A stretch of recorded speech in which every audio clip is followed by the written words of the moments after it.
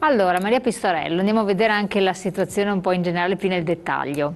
Sì, beh, la situazione la vediamo per quanto riguarda la sentenza, il dopo sentenza della Corte Costituzionale, perché ho sentito molta perplessità da parte di tanti pensionati e di tante pensionate che in qualche maniera dalle notizie che leggono nei giornali oppure che sentono per la televisione non hanno ben chiaro chi riguarda questa sentenza, a chi è rivolta. Allora, per fare chiarezza, questa sentenza è rivolta a coloro che hanno la pensione superiore a 3 volte il trattamento minimo, all'incirca superiore a circa 1.500 euro mensili lordi. Per tutti coloro invece che hanno la pensione di importo inferiore, questa sentenza non li riguarda nella maniera più assoluta. Perché riguarda questa categoria di pensionati? Perché nel 2012 e 2013, per effetto di una legge di riforma del sistema previdenziale messa in atto dal governo Monti, quando era ministro la Fornero, che tutti ben conosciamo, ha deciso che per il 2012 e il 2013 ci sarebbe stato il blocco della rivalutazione automatica delle pensioni che annualmente riguarda tutti i pensionati. Ogni anno, non nello stesso modo, perché viene effettuata al 100% per i redditi fino a un certo importo, quindi per i redditi fino a circa o poco meno di 1.500 euro mensili lordi la rivalutazione è stata fatta anche in quegli anni, per gli altri invece è stata bloccata. La sentenza, vi è stata una sentenza della Corte Costituzionale che ha detto no, questa decisione del governo è stata illegittima e quindi i pensionati hanno diritto a vedere riconosciuto la rivalutazione alla quale erano stati esclusi. Il governo successivamente ha fatto un decreto legge, questo decreto legge adesso dovrà essere convertito in legge, che ha stabilito di applicare per questi pensionati la legge fatta successivamente al governo Letta, ma di non dare integralmente al 100% quanto gli spetterebbe, gli sarebbe spettato in quegli anni, ma soltanto una parte. Il problema che si pone adesso è che a questa tipologia di pensionati verrà data solo una parte di quanto effettivamente loro avrebbero diritto. E quindi noi come SPI, FNP, UILP, unitariamente i 3 sindacati dei pensionati della CGIL, CISL, UIL, hanno preso posizione dicendo che questa è una decisione illegittima, quella di privare i pensionati di come posso dire, il riconoscimento di un danno subito, e chiedono a gran voce che venga costituito, come diceva Daniele prima, un tavolo di confronto governo-sindacati che manca ormai da troppo tempo, e di discutere. Noi, lo SPI CGIL e gli altri 2 sindacati pensionati più rappresentativi in Italia, sanno bene la situazione economica di crisi in cui ci si trova attualmente, quindi sono pronti a discutere le modalità, ma sono anche pronti a fare fronte alle richieste legittime che vengono da questa tipologia di pensionati, e di cercare di trovare un'intesa. Ecco, nello specifico, quello che molti pensionati non hanno compreso è: ci sarà il rimborso, non ci sarà, come verrà effettuato, deve essere richiesto, c'è anche tanta confusione, sì, perché poi alla fine è stato parlato di un bonus, insomma non è stata una cosa chiara e definita, a bocce ferme, perché ormai le elezioni ci sono state. Che cosa si può, oppure bisogna ancora aspettare, perché questo sarà un mese abbastanza cruciale e decisivo a questo proposito, per far chiarezza. Voi adesso che cosa ravvedete e che cosa pensate anche di fare per cercare di bloccare che la situazione poi non degeneri improvvisamente? Allora, prima di tutto questo decreto legge dovrà essere convertito in legge. Noi pensiamo di fare pressione, di mobilitarci in modo che il governo accetti la costituzione di questo tavolo di confronto, sul quale porre tutte le questioni, che sono molto ampie e non sono questioni semplici da affrontare. Da una parte questo, dall'altra invece per quanto riguarda quello che devono fare i pensionati, attualmente i pensionati non devono fare nulla. Se il decreto legge dovesse rimanere così come è stato, ai pensionati con il 1° di agosto, a quelli interessati, verrà data una parte, quella stabilita da questa norma del governo, verrà dato l'arretrato, il rimborso per gli anni per il 2012-2013, non completo, magari lo spiego meglio, perché in effetti è un po', cioè, la situazione è un po' ingarbugliata, devo essere sincera. Noi abbiamo letto il decreto, io in particolare ho letto, ma tutti noi abbiamo letto il decreto legge. Allora, faccio un esempio per farmi capire meglio. Su una pensione di... andiamo al netto, perché sennò i nostri pensionati non capiscono più nulla, perché noi abbiamo parlato le volte precedenti sempre al lordo e invece era al netto, anche se lo ripetiamo spesso. Se riusciamo a dare il netto così loro si ritrovano, perché poi il pensionato guarda il netto. Sì, ho anche fatto i conteggi per quanto riguarda il netto. Indicativamente, sì, tanto si sa ma la percentuale. comunque sia, si sa quando è adesso i fogli da trovare qua.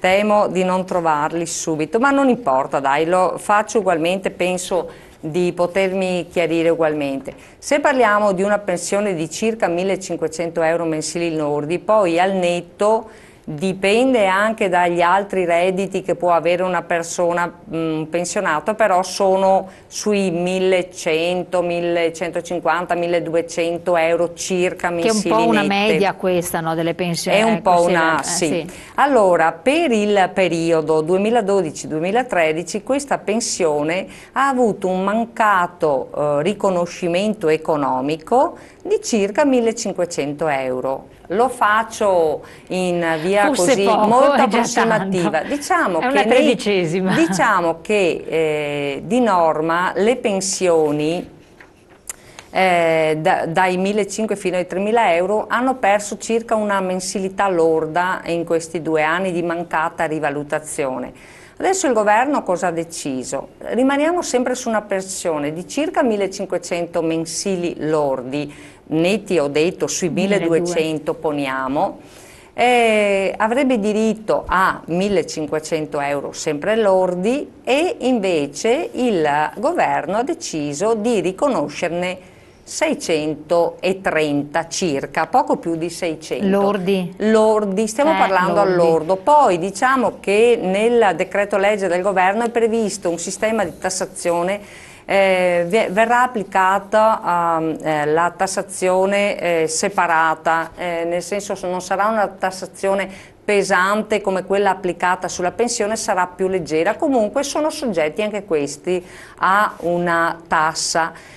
Però ci rendiamo ben conto che sono meno della metà di quanto spetterebbe, sì. Quindi questo lo sappiamo, lo vediamo tranquillamente. Però perché si è parlato di 500 euro? Un bonus di 500 euro, si è detto. No, allora... e questo forse che ha generato confusione, Beh, credo. il bonus di 500 euro allora dipende, perché il decreto legge vede delle fasce di reddito, individua delle fasce di reddito.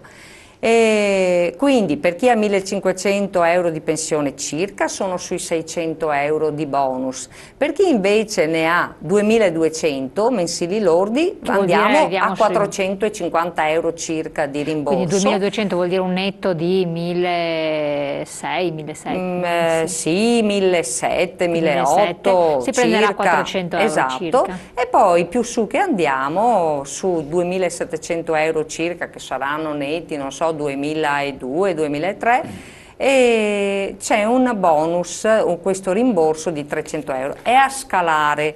Adesso il governo, poi l'INPS farà i suoi conteggi esattamente su quanto spetta. Noi però dobbiamo chiarire queste due cose.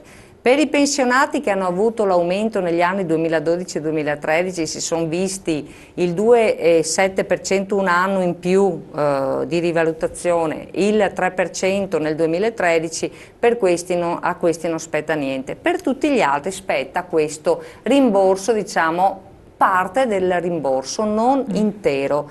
Il governo dice noi diamo solo una parte di quello che spetta a questa tipologia di pensionati.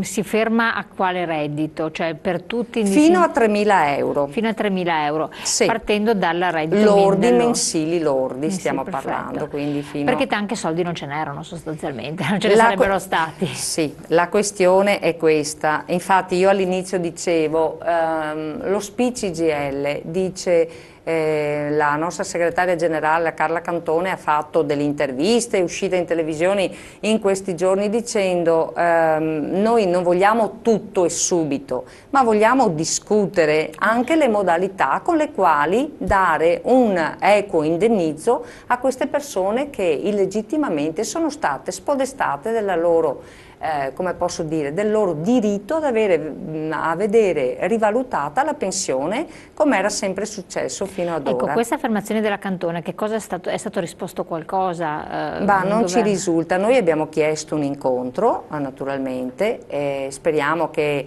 a breve ci diano l'incontro, non mi risulta tutt'oggi che sia stata fissata alcuna data, tra l'altro credo che ci sarà un incontro, no, sono sicura che ci sarà entro questo mese un incontro tra gli esecutivi nazionali dello SPI, della FNP e della UILP proprio per decidere quale tipo di mobilitazione mettere in atto. Insomma, ci vogliamo far sentire, non è possibile che il governo stia andando per la sua strada tranquillamente ignorando il fatto che ci sono 3 organizzazioni sindacali che sono univoche, abbiamo una piattaforma unitaria di rivendicazione dei diritti dei pensionati e delle pensionate e decida di andare avanti per la sua strada senza minimamente decidere di sentirci, di sentire la nostra opinione, ma soprattutto di sentire anche in quale maniera si può dare una risposta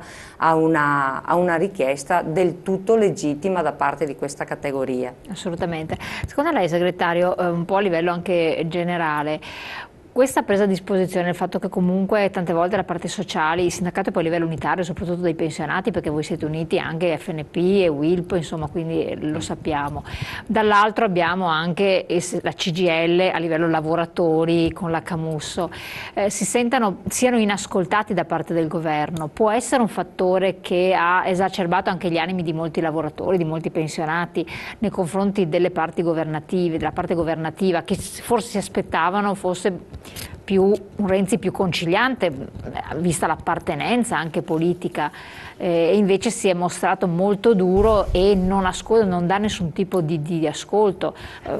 Questo vediamo anche per quel che riguarda i sindacati della parte pubblica, per gli insegnanti, la riforma della scuola, insomma ci sono diverse posizioni che sono rigidissime.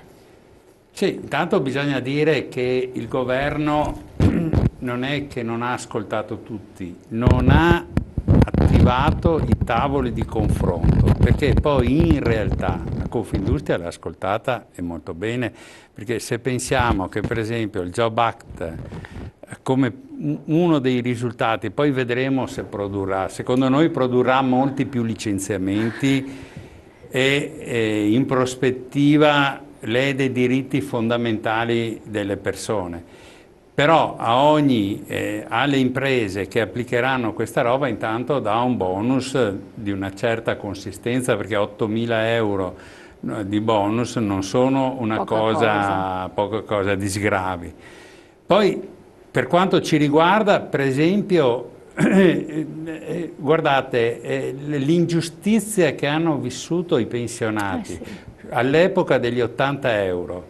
Adesso io devo dirla con molta franchezza, una famiglia che ha 3 redditi da lavoro inferiori al limite previsto prende 3 bonus da 80 euro.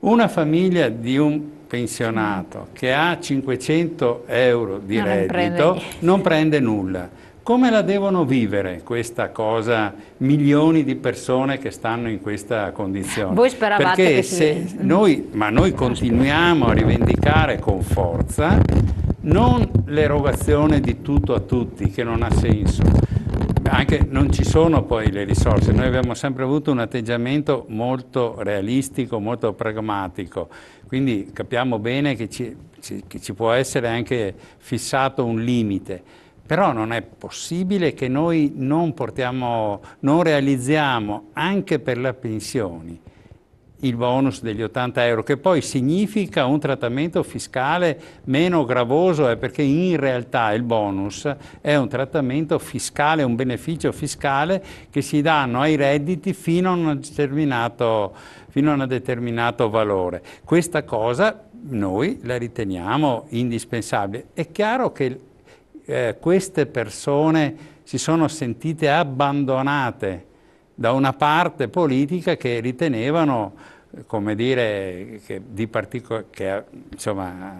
avesse un po' di considerazione, insomma, quindi un giudizio negativo, e lo si è poi tradotto in termini elettorali. Questo è un dato, insomma, che è ben presente, insomma. Inconfutabile. Torniamo su questi argomenti, pochi secondi di pubblicità, tra poco.